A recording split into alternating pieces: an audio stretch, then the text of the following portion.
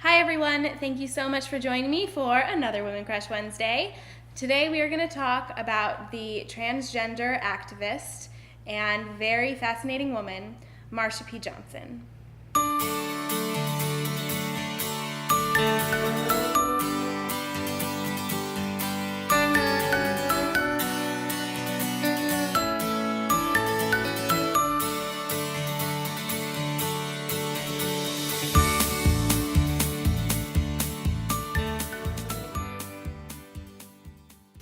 Fact number one, Marsha P. Johnson was born in New Jersey in 1944 and moved to New York in the 1960s, where she became a fixture and a very important person in the drag scene in the 1960s and the 1970s.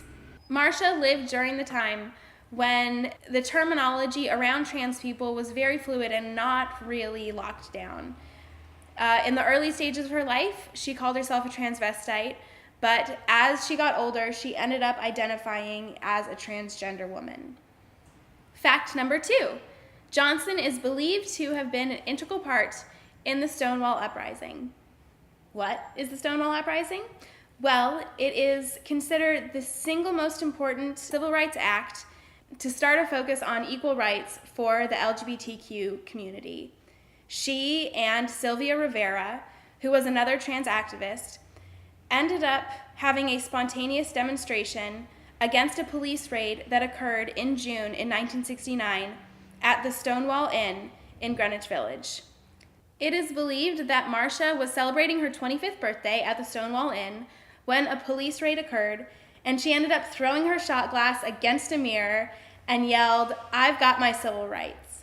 These riots ended up lasting days, in which LGBTQ protesters ended up being engaged in street battles with police. Police would end up capturing someone who was protesting, and the protesters would respond by going and trying to capture them back. In the midst of this riot, something beautiful happened. The protesters finally found themselves able to show affection for each other, same-sex affection, in public, something that they hadn't felt that they were able to do before.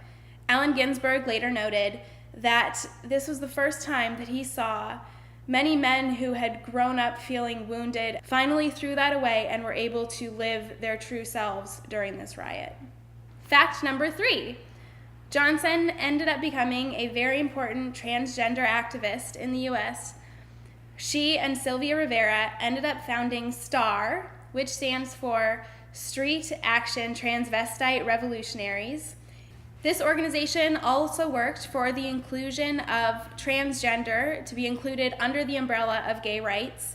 She also worked for the Gay Liberation Front, in which she would advocate for gay and transgender civil rights. When the AIDS crisis happened in 1980, Johnson did a lot of work with the organization ACT UP, which ended up doing a lot to try and bring about legislation, medical research, and policies in order to battle this very devastating crisis.